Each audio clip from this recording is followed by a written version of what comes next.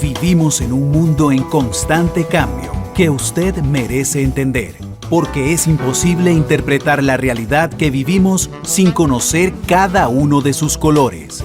Porque muchos son los tonos de la actualidad. Presentamos Matices.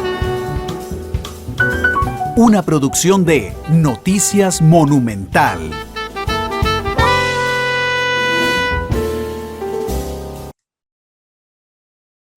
Hola, ¿qué tal? Muy buenas tardes, bienvenidos a Matices. Muchas gracias por estar con nosotros. Yo soy Randall Rivera. Muchas gracias por acompañarnos hoy en Matices, este programa que analiza los temas noticia en Costa Rica y en el mundo. Hay un evento internacional que sucedió en los últimos días en los que dos países muy cercanos geográficamente a Rusia, Suecia y Finlandia, le han pedido oficialmente o han esgrimido oficialmente su deseo de incorporarse a la Organización del Tratado del Atlántico Norte, la OTAN. Que fue, recuerden ustedes, una de muchas causas por las que, tal vez la causa inmediata de que Rusia decidiera invadir Ucrania. Y entonces yo creo que nos merecemos todos una explicación de esta situación. Le pedí al politólogo y analista internacional, Constantino Urkullu, que nos acompañe esta tarde. Don Constantino, ¿cómo le va? Bienvenido a Matices, ¿qué tal? Muchas gracias por la invitación. Muy bien todo. ¿Usted qué tal, Randall? Muy bien, don Constantino, muchas gracias. Qué bueno. Expectante de que dos países, particularmente uno que siempre ha mantenido, digamos, una neutralidad sobre ese tema, decidiera acercarse a la OTAN. Pero permítame ir un toquecito más atrás, porque la OTAN surge como un contrapeso de la influencia soviética a mitad de la Guerra Fría. ¿Podríamos devolvernos un toquecito nada más para entender ese contexto de la OTAN, don Constantino? Sí, devolvámonos al 47, 49, recién finalizada la Segunda Guerra Mundial. Y recordemos que en esa ocasión Rusia, después de haber sido invadida por las fuerzas nazis, tuvo un repunte extraordinario en Stalingrado y llegó hasta Berlín. Y no absorbió como parte de su estado, pero sí podemos decir que hizo satélites a toda una serie de países del este de Europa y se creó el famoso telón de acero, una cortina teórica que dividía a Europa del este de Europa occidental. Entonces, ante la posibilidad de que Rusia continuara en su expansión hacia el oeste, los países de Europa occidental y los Estados Unidos, no todos, formaron una alianza político-militar con el objeto de prevenir una eventual sobreexpansión de la Unión Soviética de aquel entonces, que no era Rusia, sino era Unión Soviética, pero que respondía a una pulsión histórica imperialista de Rusia que databa de 3 siglos, desde la época de los zares. Entonces, la OTAN era y es una alianza defensiva para contrarrestar el peso ruso, primero el peso de la Unión Soviética, terminada la Unión Soviética porque ya no existe, contrarrestar el peso de Rusia, que ha tenido siempre una tendencia expansionista hacia el oeste. Claro, pero vamos a ver. Rusia tenía un deseo expansionista hacia el oeste, o tiene, ¿ok?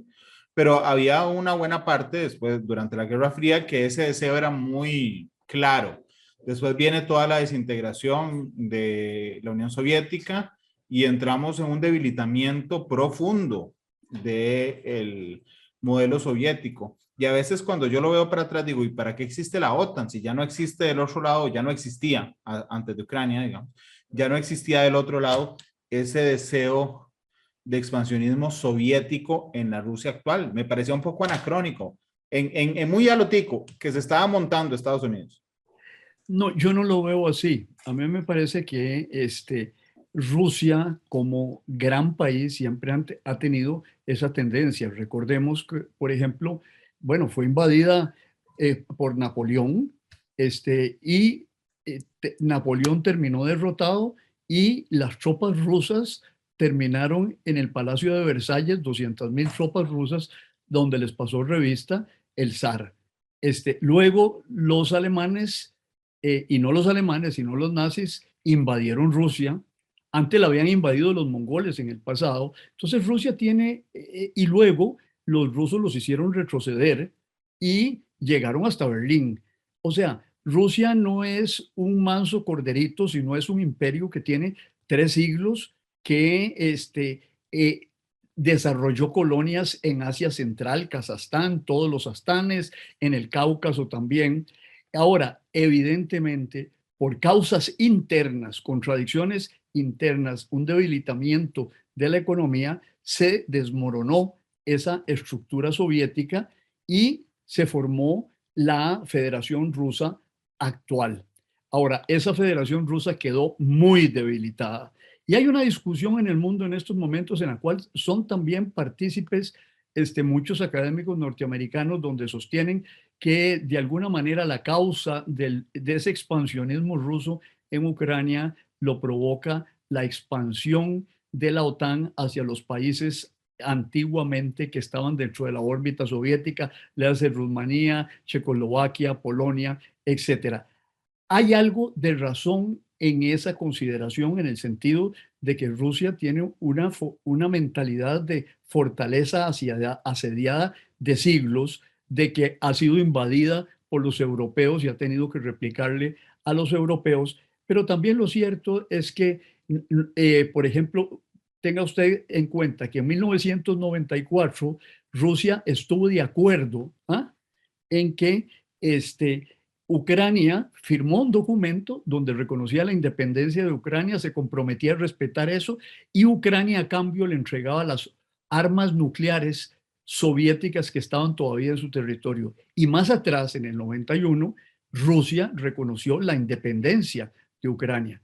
Un país que se brinca esos dos documentos y que invade al otro por la fuerza, sin que en el otro país existieran ni armas nucleares, ni existieran tropas de la OTAN.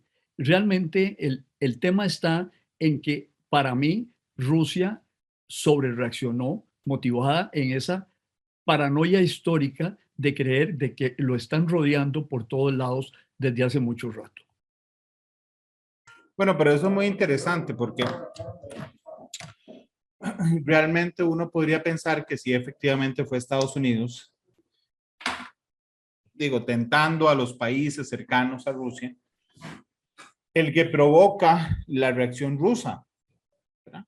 Pero en el análisis más fino que hace usted, me llama más la atención porque es, bueno, sí suave, pero no fue que los rusos se fueran de tontos, ¿verdad? Los rusos pidieron el desarme ucraniano completo, le entregaron todas las armas nucleares a Rusia, así es que no es un tema donde ninguno de los dos, me permito, son angelitos, don Constantino.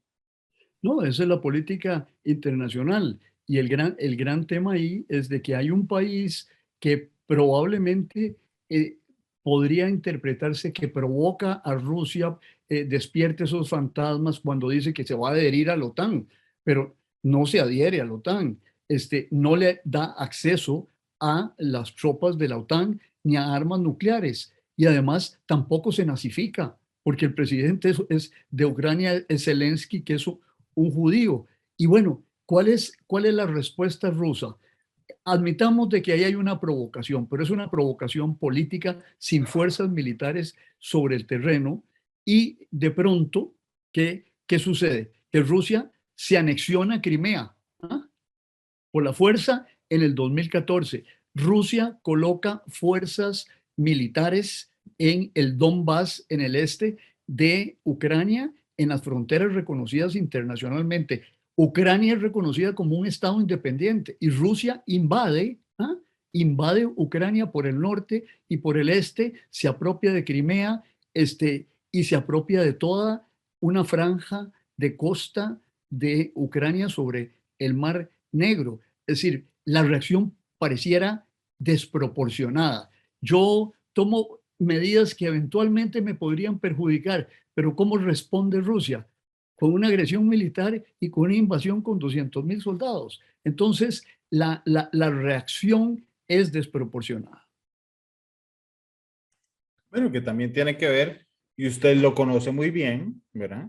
Con ese espíritu de Putin, no debe volverse, yo creo que a veces la gente, eh, digo, un momento tan ocupado pierde un poco esa referencia histórica. No es a la grandeza soviética, ¿sí? No. Es a la grandeza imperial.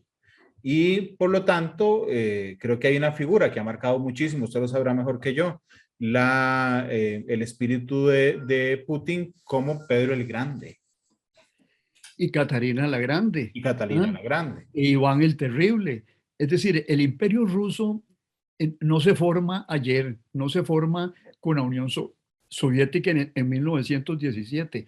Los bolcheviques heredan un imperio que había sido conquista de los zares durante el siglo XIX, ya le decía yo anteriormente, en el Asia Central, en el Cáucaso, ¿ah?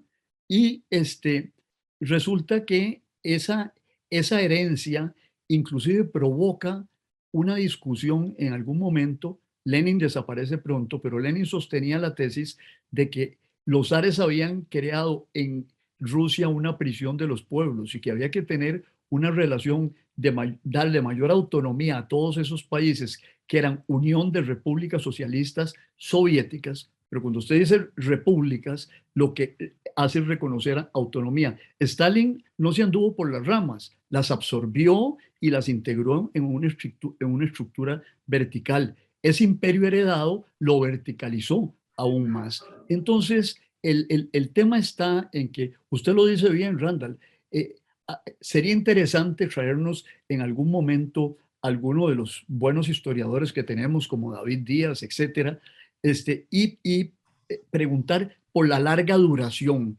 Esto hay que medirlo en la larga duración.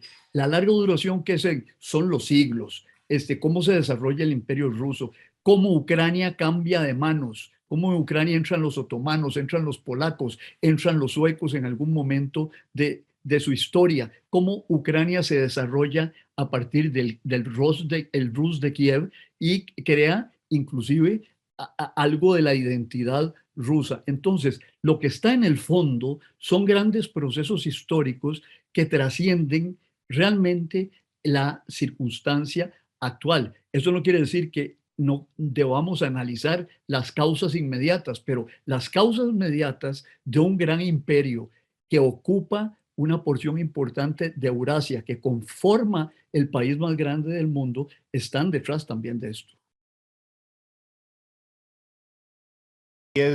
Sí, don Constantino, y es muy interesante realmente, pero además, y es a mí algo que me llama muchísimo la atención, porque a veces efectivamente omitiendo, digamos, la historia rusa y la historia soviética, hay gente que dice, pero ¿por qué Rusia no respeta la opinión de la ciudadanía ucraniana? Bueno, porque el imperio ruso se formó justamente de enclaves, si se me permite el término, no sé, de enclaves culturales en zonas anacrónicas. Es decir, usted simplemente agarraba un grupo que era una política después soviética, principalmente de Stalin, que era agarraba un grupo de vecinos de tal lugar y los pasaba en otro lugar. Y entonces eso evitaba las conexiones ancestrales y desarmaba un país. Así fue en Crimea. Crimea estaba poblada por los tártaros y Stalin agarró a la población tártara y se la llevó adentro de Rusia, los desenraizó y pudo controlar mejor a Crimea. Bueno, Crimea pasa a ser parte de la Unión de Repúblicas Socialistas Soviéticas hasta 1954, donde Nikita Khrushchev, el premier, el gran reformador antiestalinista en cierto sentido, se la regala a Ucrania porque él era ucraniano, 1954. Es decir, no fue que Ucrania se robó Crimea, sino que los rusos le dieron, el primer ministro ruso le da Crimea a Ucrania. Es decir, eso no era una conquista de Ucrania, era un regalo de Nikita Khrushchev.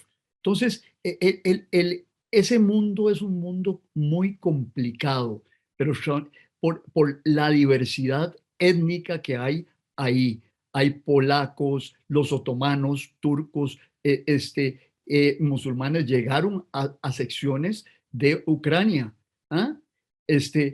Los ortodoxos cuando cae el Imperio Romano de Oriente, emigran hacia Rusia y forman la Iglesia Ortodoxa bajo la dependencia del Patriarcado de Constantinopla. Y bueno, ahí hay toda una serie de disputas religiosas donde el patriarca Kirill de Moscú tiene una visión de la guerra y de la historia, y el patriarca Bonifacio, creo que es, puedo equivocarme en el nombre, de Ucrania, sostiene a Ucrania y tiene otra visión diferente de la historia. Y en la frontera cerca de Polonia hay católicos, ¿ah? Musulmanes, católicos, ortodoxos, es una combinación diversa y heterogénea. Sí, de hecho, yo le recomendaría a cualquier líder soviético o ruso que mejor no se vaya a Crimea de vacaciones, ¿verdad? Porque siempre en las vacaciones en Crimea pasaba algo. Les quitaban el imperio, pero realmente yo no sé cómo llamarle, esa fractura cultural que hizo Stalin, opa, es cruel, pero es efectiva para los intereses de desarticular cualquier resistencia. Digo, a nosotros nos sacan de Costa Rica, agarran un territorio enorme, no sé, tamaño de América Central, entonces nos agarran a don Constantino, a mí, así, y a 1000 personas más, y nos siembran mañana en una tierra montañosa en Guatemala, y dice, usted vive aquí y se acabó. Y usted va a luchar por sobrevivir, lo menos que le pasa por la cabeza es una resistencia. Pero deja un país desarticulado. Y ahora hay resistencia porque el país se articuló. Es decir, de los errores de Putin es que creyó que iba a entrar con los tanques a como entró en 1956 en Hungría la Unión Soviética, y que nadie se le iba a rendir a los tanques, o como entraron los tanques en Georgia en el 2008 y en 5 días derrotaron al ejército georgiano. ¿Y qué fue lo que se encontró? Bueno, que el ejército ucraniano es un ejército formado por los rusos, que maneja el armamento ruso. No son cuidadores de cabras de Afganistán, ¿verdad? ¿Ah? Que pueden resistirle también una guerra a una gran potencia, pero un ejército que maneja y conoce a su enemigo, y además un ejército que desde el 2014 ha venido siendo entrenado por las fuerzas de Occidente, los Estados Unidos y el Reino Unido y potencias occidentales, para resistir una invasión de ese tipo. Hablemos de Finlandia y Suecia. ¿Cuál ha sido su posición histórica? No debe ser fácil ser vecino de un gigante, don Constantino. Lo podemos decir nosotros en América Central, y lo puede decir México, ¿verdad? Claro. Y nosotros estamos en el círculo de influencia, pero no estamos a la par. Y aún así es difícil. Acuérdese aquella frase famosa del dictador Porfirio Díaz, decía, pobre México, decía, tan lejos de Dios y tan cerca de los Estados Unidos, ¿verdad?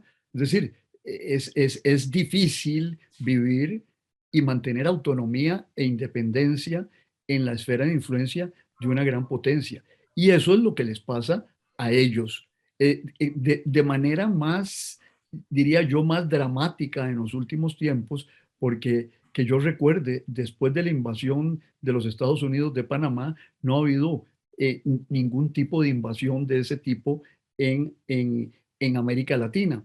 Pero dormir con un elefante, siempre le digo yo a mis alumnos, es muy difícil. Hay que entender los hábitos del elefante y evitar que cuando se mueva lo aplaste a uno. Ese es el problema de esos países. Están en la esfera de influencia, y en una esfera de influencia muy delicada, y con esto caigo en Finlandia y en Suecia.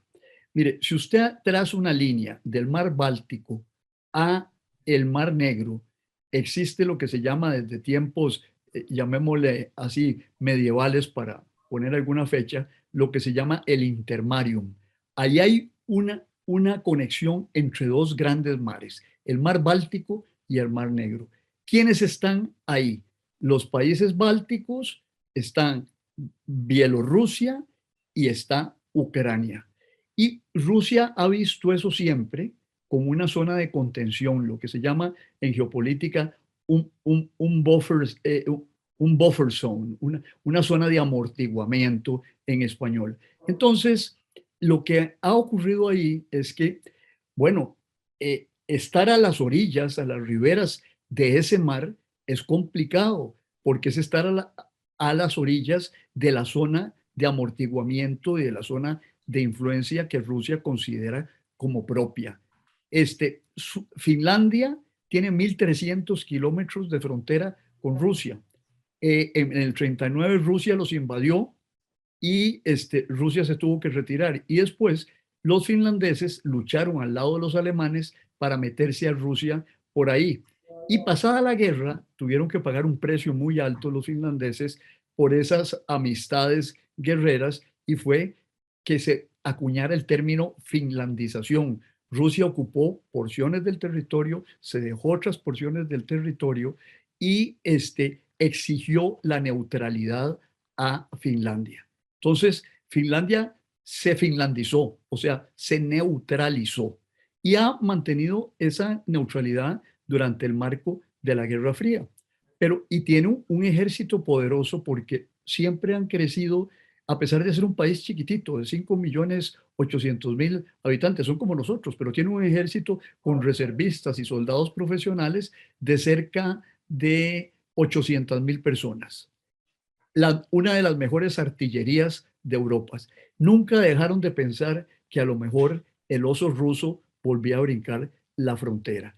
Cuando ven lo de Ucrania dicen, podría ser que al oso le agarrara la tentación de brincarse la frontera nuestra. Y entonces, por eso han pensado en eso y van a hacer la solicitud. Creo que el día de hoy se fue adelante con eso, en la aprobación de esa solicitud. Y además hay que tener en cuenta una cosa. Mire, yo una vez hice un viaje por esa zona y usted entra al Golfo de San Petersburgo. ¿Qué hay de un lado del Golfo de San Petersburgo? San Petersburgo, puerto importantísimo, ciudad importantísima de Rusia. Por ahí salen los rusos al mar Báltico. Son aguas que no se congelan como las aguas del océano Ártico, o si se congelan se puede salir fácilmente. Pero de un lado está Finlandia y del otro lado está Estonia. Estonia es parte de la OTAN y Finlandia había sido neutral, pero ahora quiere ser parte de la OTAN porque le da miedo que la vayan a invadir. A la par, durante 6 siglos fueron un mismo país, está Suecia. Suecia tiene una isla en el mar Báltico, más o menos enfilada a la salida del Golfo de Finlandia, que se llama Gotland, que en algún momento la ocuparon los rusos, pero los suecos se la dejaron, y esa es una isla importante para monitorear y eventualmente destruir cualquier incursión rusa en el mar Báltico. Recordemos que Rusia le cuesta salir por el norte, entonces tiene que buscar mares cálidos o no congelados. Entonces, Suecia es un peligro porque está en el otro extremo de los países bálticos, pero Rusia tiene otro acceso al mar Báltico, por lo cual Suecia y Finlandia son importantes. Y es el llamado enclave de Kaliningrado. Esto era Prusia Oriental, pero con la Segunda Guerra Mundial quedó en manos de la Unión Soviética y hoy todavía de Rusia. Entonces ahí Rusia concentra unos misiles capaces de poner bombas atómicas en todas las capitales europeas, y se dice que ahí hay bombas atómicas, drones, hay miles de soldados, y eso, la flota rusa del mar Báltico tiene un lugar de aprovisionamiento ahí. Entonces Finlandia y Rusia, Finlandia y Suecia tienen un gran temor de eso. Tienen gran temor de que un conflicto con los países bálticos, un conflicto con Polonia, se les desborde y los pringue. Entonces, esa es la razón por que ellos han pensado en que esto podría afectarlos y que necesitan la protección del paraguas nuclear, que se llama, de los Estados Unidos y de los otros estados europeos. La protección. Sí. Bueno, que yo lo que quisiera entender con mucha facilidad, y creo que usted es la persona adecuada para explicárnoslos, es qué es lo que pasa en este instante, ¿verdad? Que decir, bueno, Yo duermo con ese elefante a la par. Y tengo que entender al elefante para que cuando se vuelva no me aplaste. Pero resulta que me doy cuenta que del otro lado, otro que duerme con el elefante, le pasa punzando la panza y lo va a aplastar. Entonces yo tomo la decisión de punzar en la misma panza. Entiéndase Suecia y Finlandia. ¿Qué provoca, qué incita, qué influencia a Suecia y a Finlandia de pedir un ingreso a la OTAN? Yo no creo que, yo no creo que ni Suecia ni Finlandia le estén punzando la panza a Rusia. Es decir, yo lo que creo es que Suecia y Finlandia se dieron cuenta de que lo que le pasó a Ucrania les puede pasar a ellos. Y que entonces, si bien ellos durante la Guerra Fría ambos habían sido neutrales, no alineados, ahora les da miedo que les pase algo similar a lo de Ucrania y entonces están buscando la alianza, pongámoslo así en términos claros, del águila contra el oso, ¿verdad? Y, y en esa alianza que es con la que han vivido todos los países europeos durante la Guerra Fría, el único que no se la creyó enteramente fue el general Charles de Gaulle, ¿verdad? El gran líder francés, donde dijo, bueno, yo no estoy tan seguro de que si hay una guerra, los Estados Unidos se van a jugar su territorio a un ataque nuclear por nosotros. Entonces formó lo que se llamó la force de frappe, la fuerza de golpe, y que fue nuclearizar a Francia.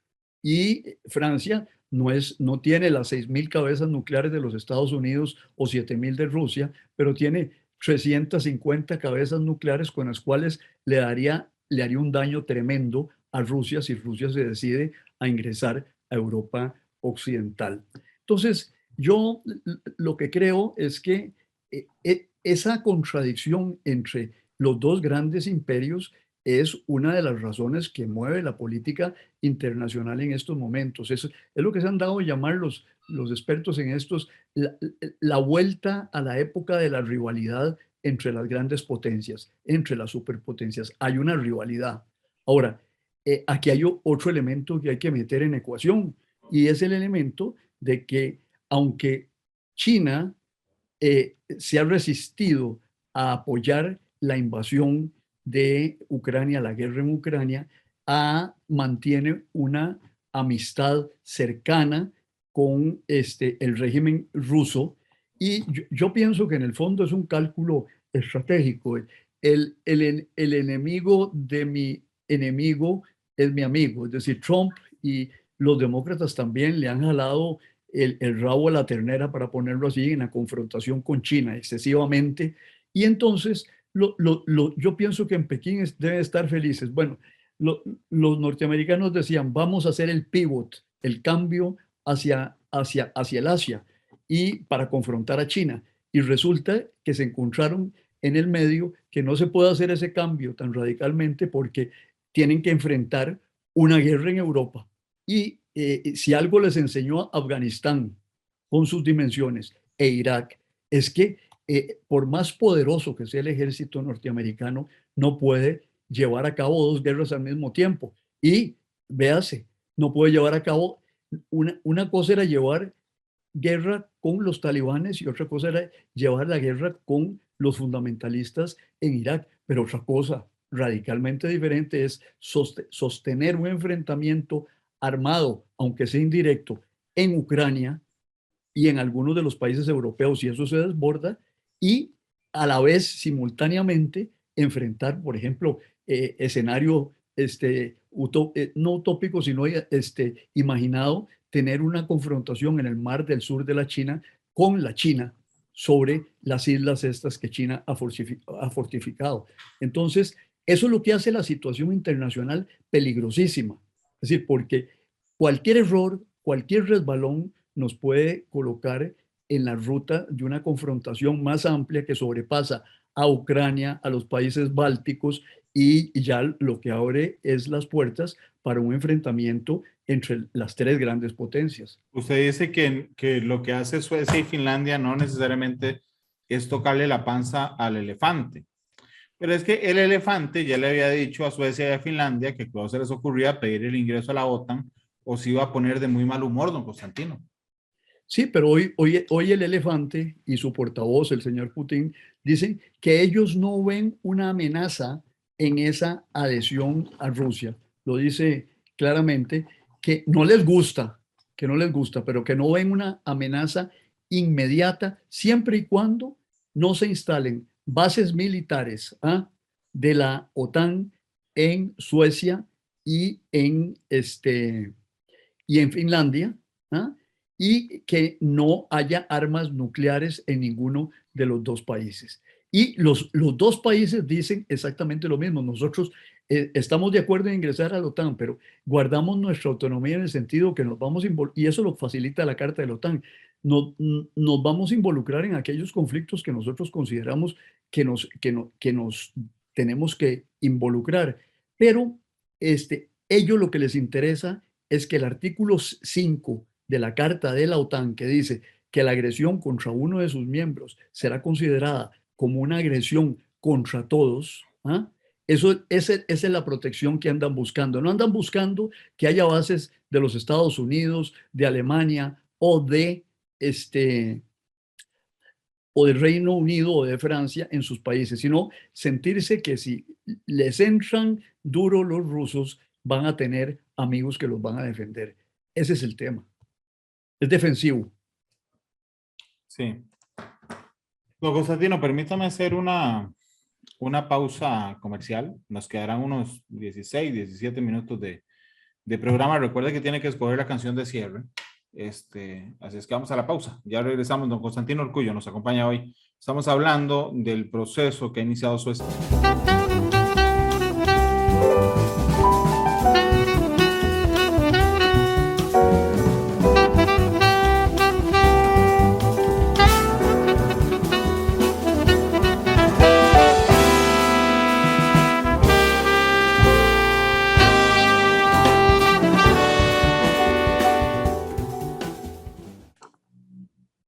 Regresamos a Matices. Constantino Urcullo nos acompaña hoy, es politólogo, experto en temas internacionales, nos ayuda hoy a entender las repercusiones en el ánimo ruso de la decisión sueca y finlandesa de unirse a la OTAN, la Organización del Tratado del Atlántico Norte.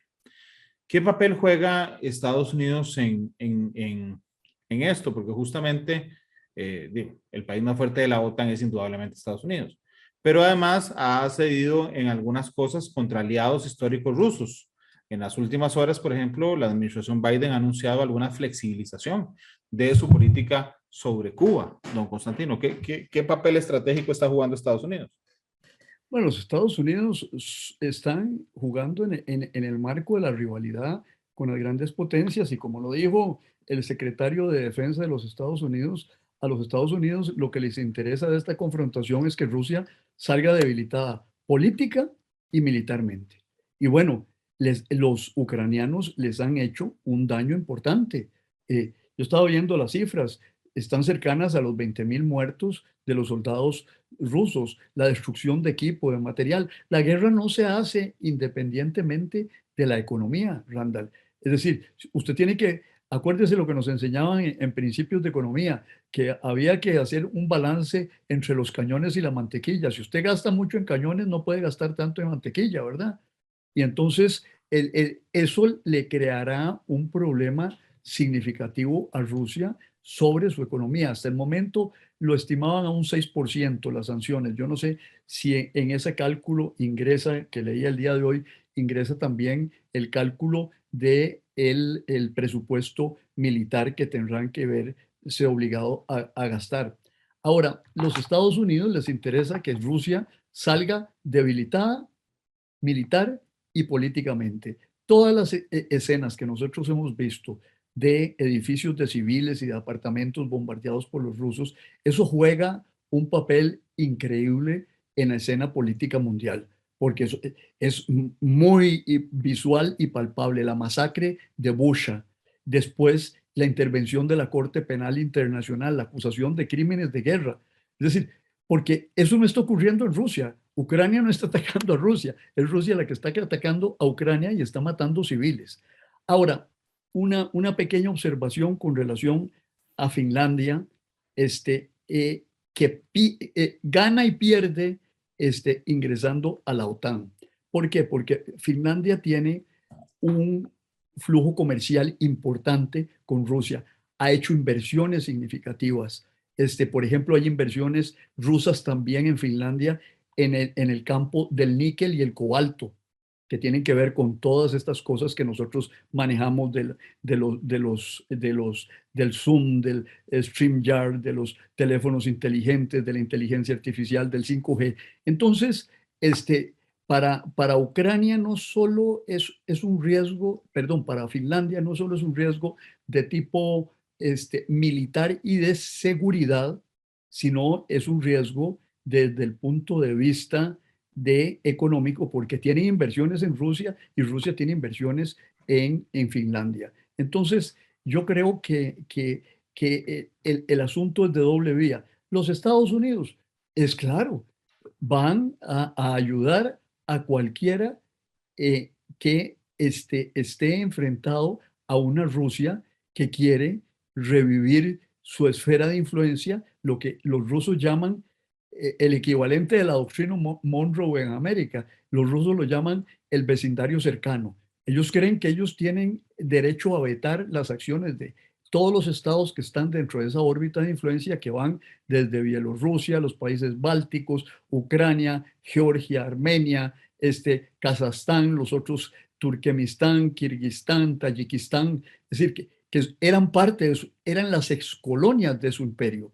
Es decir, así como Occidente tuvo colonias en el siglo XIX en África y un poquito antes en América, hoy día, en el siglo XIX, los zares construyeron un imperio colonial en esas otras áreas. Y ese imperio se resiste a dejar salir de su órbita de influencia a países que se independizaron cuando cayó la Unión de Repúblicas Socialistas Soviéticas.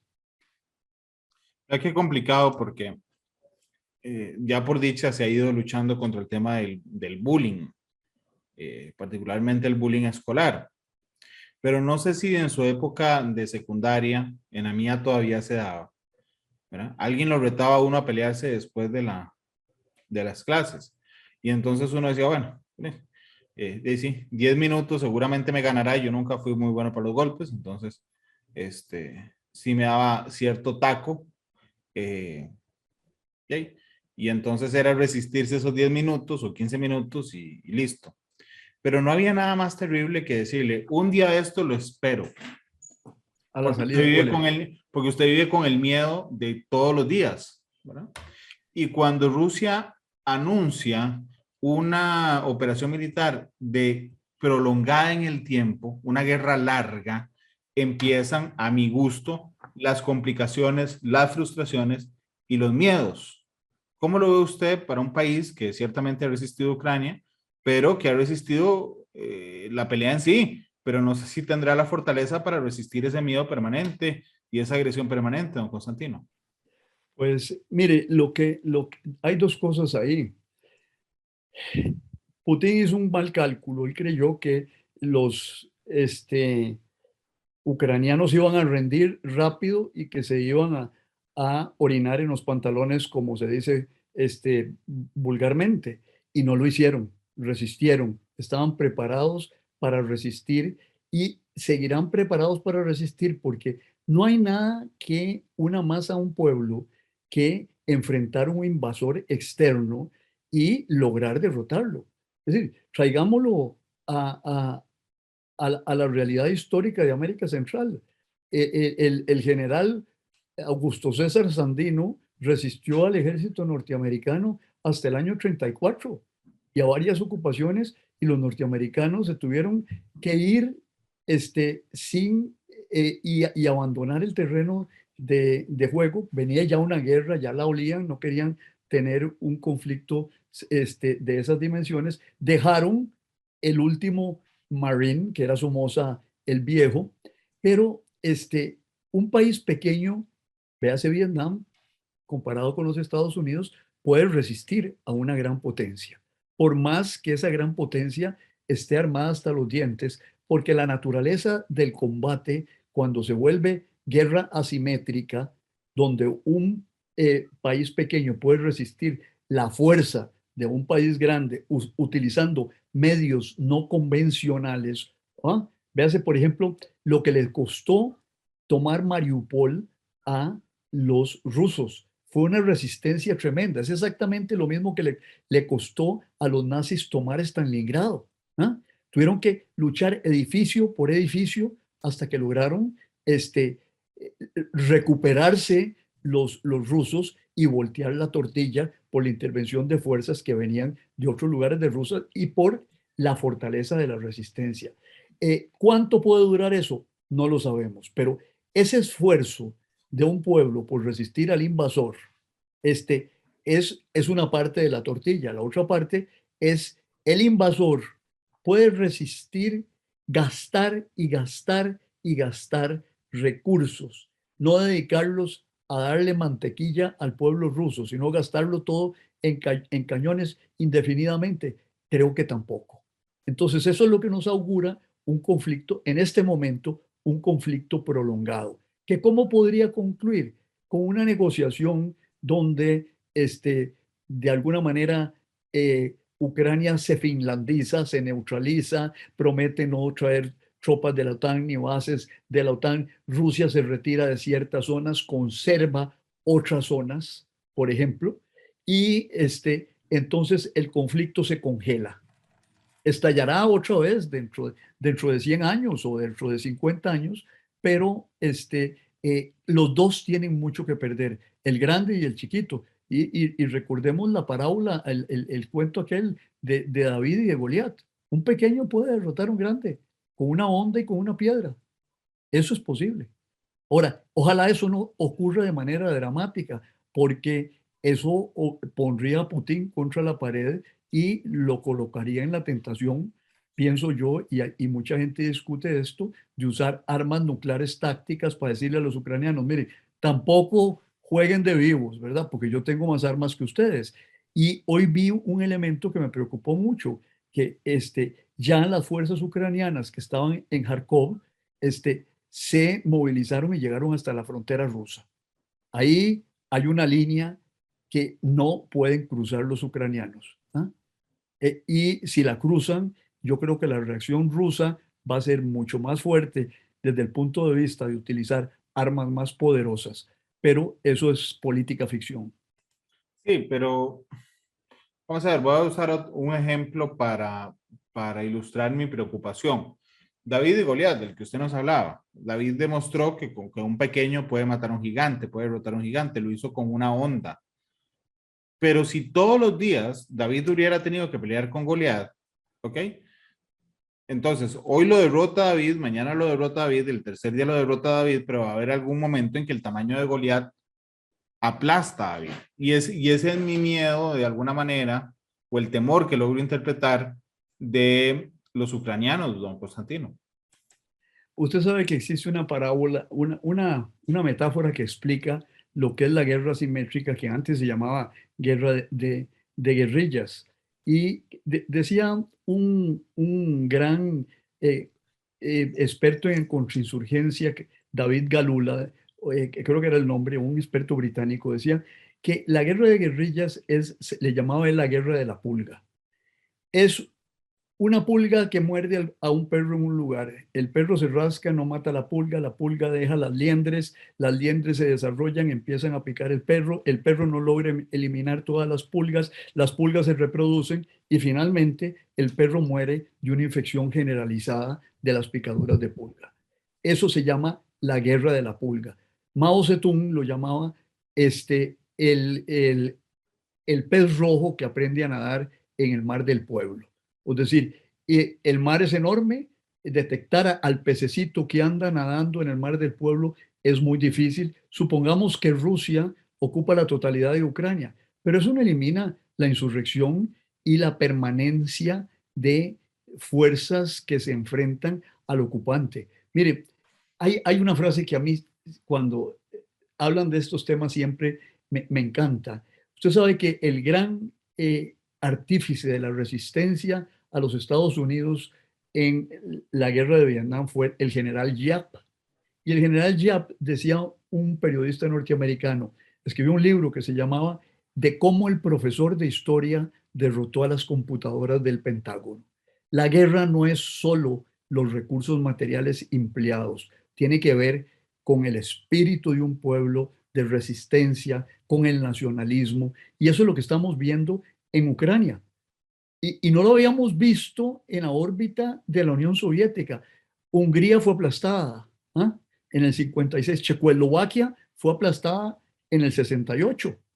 Es decir, y ahí no hubo la resistencia que usted se encontró aquí, que dura ya 2 o 3 meses. Los tanques rusos entraron felices a Praga, les tiraron 3 o 4 cócteles Molotov y el asunto paró, ¿ah? Y ocuparon Checoslovaquia.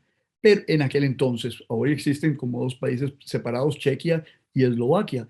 Pero yo lo que creo es que un adversario pequeño, bien administrada su resistencia, puede derrotar a cualquier adversario grande, le hace Estados Unidos, le hace China, le hace Rusia.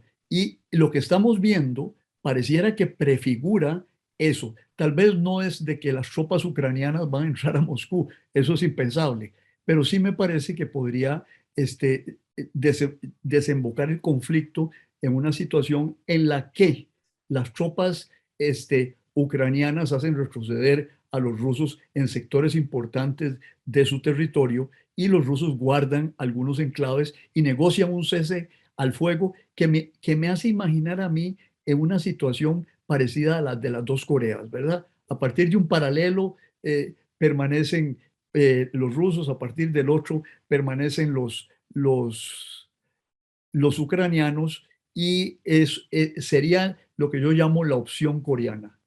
Eso podría ser. No me animo a vaticinar que ese va a ser el final, pero es una de las opciones posibles. Bueno, esa es una pausa permanente, como pasa con con las Coreas, que no hay un final del conflicto, pero hay una pausa permanente. Usted decía ahora, bueno, es que los ucranianos no pueden pasar a territorio, no es inteligente pasar a territorio ruso. Y me recordó de alguna manera la posición del presidente francés, Emmanuel Macron, que ha insistido desde el inicio de este conflicto en no cerrarle las puertas de salida a Vladimir Putin. Es decir, a no encerrarlo en una jaula donde se le acabe cualquier salida, don Constantino. Eso es lo más inteligente que se puede pensar, porque lo otro es encerrarlo en una jaula y exponerlo a que le surjan adversarios que lo quieran desplazar del poder y lo único que haría es radicalizarlo absolutamente más. Yo creo que hay que descartar, si podemos jugar usted y yo al rol de hacedores de estrategia, a mí me parece esa la opción más razonable para todos los que están en juego. Pero lo que ocurre es que la guerra, mire, Randall, había una frase que utilizaba un general alemán, decía que los países diseñan estrategias, los militares diseñan estrategias, pero cuando empiezan los balazos, todas las estrategias se acabaron y hay que volverlas a reformular. Y entonces yo creo que aquí no podemos tener absoluta seguridad que las estrategias diseñadas van a funcionar en el sentido de parar el conflicto, sino que muchas de esas estrategias y ya el desarrollo de los acontecimientos en el terreno, lo que podrían llevar es a un enfrentamiento más amplio y a la escalada. Es decir, nadie descarta, mire, yo todo lo que leo sobre esto, Randall, nadie descarta que esto pueda llevar a un conflicto mucho más amplio e inclusive hay gente que escribe que esto podría llevar a una confrontación de tipo nuclear o táctica o ya más generalizada. Y eso sería lo peor que le podría ocurrir a la humanidad. Pero lo que pasa es que cuando las cosas llegan a este nivel, ocurre lo que se llama la escalada y toda la racionalidad con que se pretende llevar adelante un conflicto desaparece y las cosas toman un ritmo propio que es difícil de conducir y es difícil de parar de que llegue a una situación irreversible de enfrentamiento entre los contendientes. Don Constantino, muchas gracias por habernos acompañado hoy. Ha sido muy interesante y se fue muy rápido. Sí, muchísimo, muchísimo. Tenemos que hacer uno de 2 horas, Randall. O una segunda parte, don Constantino, pero muchas gracias por acompañarnos. No, no, no, con mucho gusto. Amigo de Matiz, siempre. Cuénteme con qué canción quiere irse. Pues yo quisiera oír Like a Rolling Stone. Like a Rolling Stone. Sí. Qué buena. Bueno, muy bien. Creo que es la primera vez que sonará en Matices. ¿Por qué esa canción? Porque eso me remite a mi época de estudiante en California cuando tenía 17 años y estaba en toda la protesta en contra de la guerra de Vietnam de los estudiantes, y Mick Jagger cantaba eso, cantaba también Blowing in the Wind, como era, Bob Dylan, y estaba el rock político en medio del desarrollo más extraordinario en ese entonces. Yo oigo esa música, Randall, y me voy atrás a mis 17 años. Don Constantino, de vuelta a sus 17 años. Muchas gracias. Gracias a ustedes. Feliz tarde y hasta luego. Hasta Todas las perspectivas, cada punto de vista. Exploramos la realidad y cada uno de sus tonos. Esto fue Matices por Radio Monumental.